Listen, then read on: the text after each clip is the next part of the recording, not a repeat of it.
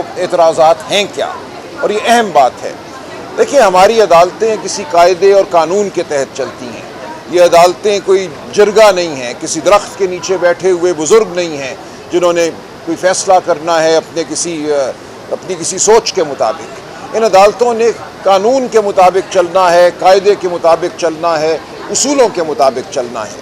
تو ایک اصول جو ریویو کے حوالے سے مسلم ہے، صدیوں سے مسلم ہے پوری دنیا میں، وہ یہ ہے کہ ریویو کا معاملہ جو ہے کم از کم اتنے نمبروں پر مشتمل بینچ سنے گا جس نے پہلے فیصلہ کیا تھا، جتنے نمبر نے۔ اگر پہلا بینچ 13 ممبران پر مشتمل تھا تو ریویو کا بینچ بھی کم از کم 13 ممبران پر مشتمل ہوگا۔ اب ہوا یوں کہ جب اس معاملے کی پہلی سنوائی ہوئی، اس دن جسٹس عائشہ ملک اور جسٹس عقیل عباسی صاحب نے یہ فیصلہ دیا کہ یہ ایسا معاملہ ہے جس میں سرے سے ریویو بنتا ہی نہیں ہے۔ جو فیصلہ 12 جولائی 2024 کا ہے وہ مفصل فیصلہ ہے، اس فیصلے کے بعد کوئی گنجائش نہیں ہے کہ ریویو کیا جائے، لہٰذا انہوں نے نوٹس بھی جاری کرنے سے انکار کر دیا۔ اس کے بعد یہ کیا گیا کہ بینچ کی تشکیل 9 ہوئی اور 13 ممبر بینچ کو 11 ممبر بینچ میں تبدیل کر دیا گیا۔ تو فیصل صدیقی صاحب سنی اتحاد کونسل کی جانب سے یہ اعتراض تھا کہ ریویو پٹیشن کم از کم 13 ججوں نے سننی ہے، یہ نہیں ہو سکتا کہ آپ 11 ممبروں پر مشتمل بینچ کے ذریعے ایک 13 ممبر بینچ کے فیصلے کو ریویو کروائیں، اس کو رد کروائیں یا اس کی توثیق کروائیں۔ کم از کم 13 جج صاحبان پر مشتمل ریویو بینچ ضروری ہے، یہ آئین کا تقاضا ہے، آئینی کنونشنز کا تقاضا ہے، صدیوں سے جو اصول تمام دنیا میں مانے گئے ہیں، جو ہماری سپریم کورٹ نے ماضی میں مانے ہیں، ان کا تقاضا ہے کہ 13 ممبران پر مشتمل ریویو بینچ ہو۔ اب یہاں صورتحال اس وقت یہ ہے کہ سپریم کورٹ میں کانسٹیٹیوشنل بینچ کے 15 جج صاحبان ہیں۔ یہ معاملہ چونکہ کانسٹیٹیوشنل بینچ یا آئینی بینچ نے سننا ہے، تو اس معاملے کے لیے اگر 13 جج مقرر کیے جانے ہیں تو وہ انہی 15 میں سے ہوں گے یا 2 نئے جج مقرر کیے جائیں۔ اب ان 15 جج صاحبان کی صورتحال یہ ہے کہ 2 جج صاحبان وہ ہیں جنہوں نے پشاور ہائی کورٹ میں فیصلہ کیا تھا، اسی فیصلے کے خلاف اپیل آئی تھی سپریم کورٹ میں، جس اپیل میں 12 جولائی 2024 کو ہمارے حق میں فیصلہ ہوا۔ اب 15 میں سے اگر وہ 2 جج صاحبان نکال دیے جائیں تو باقی 13 جج رہ جاتے ہیں۔ ان 13 میں سے جسٹس عائشہ ملک اور جسٹس عقیل عباسی صاحب کو بینچ سے علیحدہ کر دیا گیا ہے، لہٰذا یہ 11 ممبر بینچ رہ گیا ہے۔ ہماری استدعا یہ ہے کہ اب آپ معاملہ واپس بھیجیے، جو کمیٹی ہے، جوڈیشل کمیشن جو ہے، وہ 2 مزید جج صاحبان کا تقرر کرے آئینی بینچ میں۔ ان کے تقرر کے بعد جب دوبارہ 13 جج صاحبان میسر ہوں گے تو وہ 13 جج صاحبان اس ریویو کو سن پائیں گے، تب تک یہ ریویو کی کارروائی آگے نہیں بڑھ سکتی۔ یہ انتہائی اہم نقطہ ہے، اس کا فیصلہ اس آئینی بینچ کو ابتدائی نقطے کے طور پہ کرنا ہے کہ کیا یہ 11 ممبر بینچ اس کارروائی کو جاری رکھ سکتا ہے یا جاری نہیں رکھ سکتا۔ ہماری استدعا ہے کہ آپ کو پہلے 2 نئے جج صاحبان آئینی بینچ میں مقرر کرنے پڑیں گے، اس کے بعد یہ آئینی بینچ جب 13 ممبر بینچ بن جائے گا تو تب کارروائی شروع ہوگی، تب سنوائی ہو سکے گی۔ تو اس معاملے کا فیصلہ ہونا ہے ابتدائی عذر کے طور پہ۔ اگر یہ معاملہ ہمارے حق میں ہوتا ہے، جس کی ہم توقع رکھتے ہیں آئین کی بنیاد پہ، آئینی جو ہماری جو روایات ہیں ان کی بنیاد پہ، تو پھر اس بینچ کو منتشر ہونا پڑے گا، انتظار کرنا پڑے گا کہ 2 نئے جج صاحبان آئینی بینچ میں مقرر ہوں۔ جب وہ مقرر ہو جائیں گے تو پھر اثر نو کارروائی شروع کی جائے گی۔ تو یہ آج کی کارروائی کا حاصل ہے جو آج بحث کی گئی۔ آج کی بحث اہم اس لیے ہے کہ دیکھیں، ہم جانتے ہیں حکومت اور طاقتور طبقے کیا چاہتے ہیں۔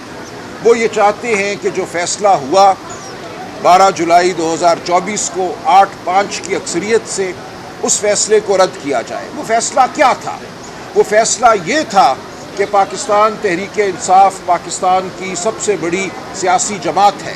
پاکستان تحریک انصاف کو 8 فروری 2024 کے الیکشن سے بطور جماعت غیر آئینی، غیر قانونی طور پہ باہر رکھا گیا۔ الیکشن کمیشن نے غیر آئینی فیصلے کیے، ان فیصلوں کی بنیاد پہ یہ قرار دیا گیا کہ پی ٹی آئی کے حمایت یافتہ امیدوار آزاد امیدوار تصور ہوں گے، اور ان کو آزاد امیدوار تصور کر کے الیکشن کمیشن نے مخصوص نشستیں پی ٹی آئی کو دینے سے انکار کیا۔ اور اس کا نتیجہ یہ ہوا خیبر پختونخوا اسمبلی میں وہ جماعت جس کے پاس 3 یا 4 صوبائی نشستیں ہیں جیتی ہوئی، اس کو 10-12 مخصوص نشستیں جو ہیں وہ دے دی گئیں۔ تو یہ ایک مکمل طور پہ غیر نمائندہ پارلیمان، غیر نمائندہ صوبائی اسمبلی کا وجود جو ہے وہ حاصل کرنے کی کوشش کی گئی۔ ہمارا عذر ہی یہ ہے کہ مخصوص نشستیں کوئی دین کی نشستیں نہیں ہیں، ان کا تعلق پاکستان کے عوام کے حقوق سے ہے۔ پاکستان کے عوام نے اگر پی ٹی آئی کو ووٹ دیا، جس کو 12 جولائی 2024 کی ججمنٹ میں مانا گیا کہ پہلے بیٹ کا سمبل چھیننا اور اس کے بعد اس بیٹ کے سمبل کو چھیننے کے نتیجے میں پی ٹی آئی کو الیکشن سے باہر کرنا اور یہ کہنا کہ پی ٹی آئی کے حمایت یافتہ امیدوار آزاد امیدوار ہیں، یہ سب ایک غیر آئینی عمل تھا۔ 8 جج صاحبان نے 12 جولائی 2024 کو باشگاف الفاظ میں کہا کہ پاکستان کے عوام کا حق چھینا گیا ہے، جمہوریت پر حملہ کیا گیا ہے، جمہوریت کا تقاضا ہے کہ پی ٹی آئی کو تسلیم کیا جائے پارلیمانی جماعت کے طور پر، اور جب ہم پی ٹی آئی کو تسلیم کرتے ہیں بطور آئینی جماعت، اس کی 90 نشستیں بنتی ہیں یا 80 نشستیں بنتی ہیں، تو ان 80 نشستوں کے تناسب سے اس کو خواتین اور غیر مسلموں کی جو مخصوص نشستیں ہیں وہ دی جائیں گی۔ اگر ایسا ہوتا ہے تو پی ٹی آئی اب بھی اور اس کے بعد بھی پارلیمان کی سب سے بڑی جماعت بن کے ابھرتی ہے، اور جو ان کی خواہش ہے کہ 27ویں ترمیم بھی کریں، 28ویں ترمیم بھی کریں، آئین کی روح پر مزید حملے کریں، وہ خواہش جو ہے تکمیل کرنا بہت مشکل ہو جائے گی۔ ان کو ایک بار پھر اغوا کاری کا سہارا لینا پڑے گا، لوگوں کی ماؤں بہنوں بیٹیوں کو اٹھانا پڑے گا۔ تو ان کی خواہش یہ ہے کہ ایک بار تو یہ کر لیا انہوں نے 26ویں آئینی ترمیم کے وقت، اب یہ چاہتے ہیں کہ ہم سے مخصوص نشستیں لے کر ایک مصنوعی 2/3 اکثریت پیدا کریں پارلیمان میں، اور اس مصنوعی 2/3 اکثریت کے ذریعے 27ویں اور 28ویں ترمیم کریں، جس سے آئین میں جو بچا کچا میں کہوں گا انصاف کا عنصر ہے، شرافت کا عنصر ہے، اصولوں کا عنصر ہے، اس کو بھی خارج کر دیا جائے۔ تو یہ معاملہ پاکستان کی آئینی تاریخ اور آئینی مستقبل کے حوالے سے اہم ترین ہے۔ لہٰذا آج جو ہم نے عذر اٹھایا ہے، یہ کوئی صرف عذر برائے عذر نہیں ہے، اس کا مقصد یہ ہے کہ جو پاکستان کے آئین کی جانب پیش قدمی ہے، جو حملہ پاکستان کے آئین پر کرنا مقصود ہے، اس حملے کو پسپا کیا جائے۔ آپ سب لوگ، ہم سب لوگ جو آج عدالت میں موجود تھے، ایک تاریخی عمل کا حصہ ہیں۔ اس عمل کا نتیجہ کچھ بھی ہو، ہماری مزاحمت یاد رکھی جائے گی۔ ہم سب یہاں اس لیے کھڑے ہیں کہ آئین کی روح کو بچائیں، ہم اس لیے کھڑے ہیں کہ پاکستان کے عوام کے جمہوری حقوق کو بچائیں، پاکستان میں جمہوریت کی کچھ رمق باقی رہنے دیں، اس ملک میں قانون اور شرافت جو ہے اس کی کچھ رمق باقی رہے۔ یہ وہ جد و جہد ہے جو ہم کر رہے ہیں، یہ آپ کا ہمارا سب کا فرض ہے، ہم یہ فرض ادا کرتے رہیں گے۔ بہت شکریہ۔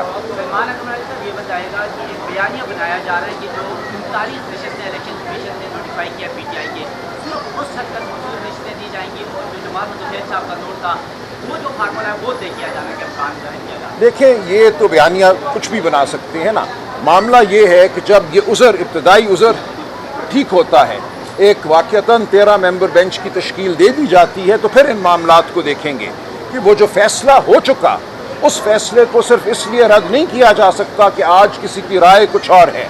ریویو کا مسلم اصول ہے کہ آپ کو چاہے پہلے فیصلے سے اختلاف بھی ہو، لیکن آپ نے اس فیصلے کو ماننا ہے، اس کو اس پہ اطلاق کرانا ہے، ماں سوائے یہ کہ 2-3 بڑے مخصوص نوعیت کے گراؤنڈ ہیں، مخصوص نوعیت کے عذر ہیں، اس قسم کے عذر کی بنیاد پر وہ فیصلہ ایسا ہو کہ اس کو آپ کالعدم قرار دے سکیں۔